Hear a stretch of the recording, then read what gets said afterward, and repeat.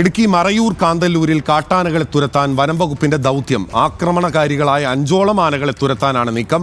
80 പേർ അടങ്ങുന്ന 5 സംഘങ്ങളാണ് ദൗത്യത്തിന്റെ ഭാഗമായുള്ളത്. ചുന്നാർ വന്യജീവി സങ്കേതത്തിലേക്കാണ് ആനകളെ തുരത്തുക. നാട്ടുകാരുടെ ശക്തമായ പ്രതിഷേധത്തെ തുടർന്നാണ് വനംവകുപ്പിന്റെ നടപടി. സന്ദീപ് രാജക്കാട് വിവരങ്ങളുമായി ചേരുന്നു. സന്ദീപ്, കഴിഞ്ഞ ദിവസങ്ങളിലെല്ലാം തന്നെ വലിയ പ്രതിഷേധം ഉയർന്നിരുന്നു. ഈ ആനക്കൂട്ടത്തെ ഏത് വിധത്തിലായിരിക്കും തുരത്തുക?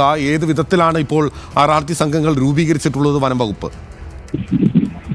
ബിനിൽ സൂചിപ്പിച്ചതുപോലെ തന്നെയാണ് വലിയ രീതിയിലുള്ള പ്രതിഷേധം ഉയർന്നതിന് തൊട്ടു പിന്നാലെയായിരുന്നു രാപ്പകൽ സമരമടക്കം പയസ്നഗർ ഫോറസ്റ്റ് സ്റ്റേഷന് മുന്നിൽ നടക്കുകയും തുടർന്ന് വനംവകുപ്പ് അധികൃതർ ഇവരുമായി നടത്തിയ ചർച്ചയുടെ അടിസ്ഥാനത്തിൽ ഉടൻ തന്നെ കാട്ടാനകളെ കാട്ടിലേക്ക് തുരത്തുന്നതിന് നടപടി സ്വീകരിക്കുമെന്ന ഉറപ്പ് കൊടുത്തതിന് ശേഷമായിരുന്നു സമരം അവസാനിപ്പിച്ചത്. അതിനുശേഷം ഇന്നാണ് ഇത്തരത്തിലൊരു ദൗത്യത്തിലേക്ക് വനംവകുപ്പ് കടക്കുന്നത്.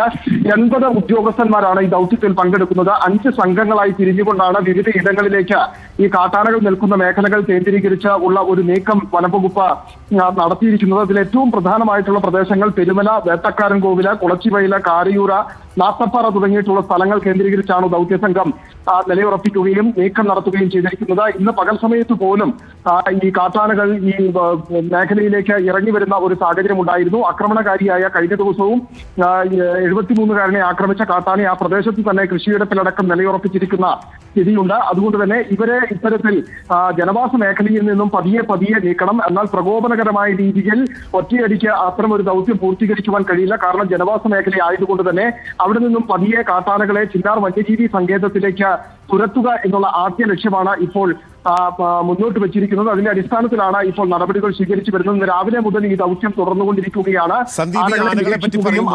ഇടുക്കിയിൽ തന്നെ പ്രശ്നക്കാരായി മറ്റു മേഖലകളിലും ആനകൾ ഉണ്ടല്ലോ, പ്രത്യേകിച്ച് ഈ ചക്കക്കൊമ്പൻ ഉൾപ്പെടെയുള്ള ആനകൾ. നേരത്തെ ഇതിലൊരു ആന കുത്തേറ്റ് ചെരിയുകയും ചെയ്തിരുന്നു. ഒപ്പം തന്നെ പടയപ്പ മൂന്നാറിൽ സ്ഥിരം ഭീഷണിയായി നിൽക്കുകയാണ്. ഈ ആനകളുമായി ബന്ധപ്പെട്ട് എന്തെങ്കിലും അപ്ഡേറ്റുകൾ ഉണ്ടോ വനംവകുപ്പിന്റെ ഭാഗത്ത് നിന്ന്? അതിൽ ഈ മറയൂരിലെ പ്രതിഷേധം അവസാനിച്ചെങ്കിൽ പോലും ഈ മറ്റു മേഖലയിൽ പ്രതിഷേധം ഉയർന്നു നിൽക്കുന്നതിന്റെ കാരണം ഇപ്പോൾ പറഞ്ഞത് തന്നെയാണ്. കാരണം ഓരോ സമയത്തും ആക്രമണങ്ങൾ ഉണ്ടാകുന്ന സമയത്ത് മാത്രം പ്രശ്നപരിഹാരത്തിന് വേണ്ടി വനംവകുപ്പ് ഇടപെടുകയും ഒരു വലിയ പദ്ധതി പ്രഖ്യാപിക്കുകയും ചെയ്യും. എന്നാൽ അതിൽ നിന്നൊന്നും ഒരു നടപടിയും മുമ്പോട്ട് പോകില്ല. കഴിഞ്ഞ ദിവസവും ഈ കാന്തല്ലൂരിൽ കാട്ടാന ആക്രമണം ഉണ്ടായതിന്റെ തൊട്ടു പിറ്റേ ദിവസമാണ്, അതായത് ഇന്നലെയായിരുന്നു ഈ മൂന്നാറിലെ ആനയുടെ ആക്രമണത്തിൽ 2 പേർക്ക് പരിക്കേൽക്കുന്ന സ്ഥിതി ഉണ്ടായിരുന്നത്.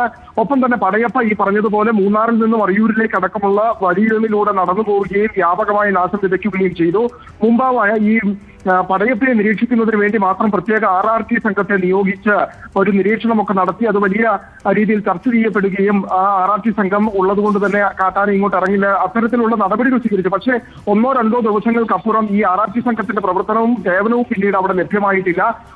അതുകൊണ്ട് തന്നെ ഈ ആന ജനവാസ മേഖലയിൽ തന്നെ തമ്പടിക്കുന്ന ഒരു സ്ഥിതിയാണുള്ളത്. സമാനമായ രീതിയിൽ ചിന്നക്കനാലിൽ ചക്കക്കൊമ്പൻ നിലയുറപ്പിച്ചിരിക്കുന്ന സ്ഥിതിയുണ്ട്. കഴിഞ്ഞ ദിവസവും വീട് തകർക്കുന്ന ഒരു സാഹചര്യം ഉണ്ടായിരുന്നു. അത്തരത്തിൽ കാട്ടാനകൾ ഈ ജനവാസ മേഖലയിൽ ആകെ തമ്പടിക്കുമ്പോൾ പോലും വകുപ്പ് മന്ത്രി ഓരോ ഘട്ടത്തിലും ഇവിടെ വന്ന് പറയുന്ന ഉറപ്പുകൾ, ആ ഉറപ്പ് മാത്രമായി അവിടെ നിലനിൽക്കുന്ന ഒരു സാഹചര്യമാണുള്ളത്. കാട്ടാന ആക്രമണത്തിന് തയ്യാറാക്കിയിട്ടുള്ള പദ്ധതികൾ കൃത്യമായി നടപ്പിലാക്കുന്നതിന് വേണ്ടിയിട്ട് യാതൊരു സംസ്ഥാന വ്യാപകമായി ഉണ്ട്. അതിനിടയിലാണ് ഇടുക്കി മറയൂർ കാന്തല്ലൂരിൽ കാട്ടാനകളെ തുരത്താൻ വേണ്ടി വനംവകുപ്പ് പ്രത്യേക ദൗത്യം രൂപീകരിച്ചിട്ടുള്ളത്. 5ഓളം ആനകളെ തുരത്താൻ വേണ്ടി 80 പേർ അടങ്ങുന്ന 5 സംഘങ്ങളാണ് ദൗത്യത്തിന്റെ ഭാഗമായി ഉണ്ടാവുക.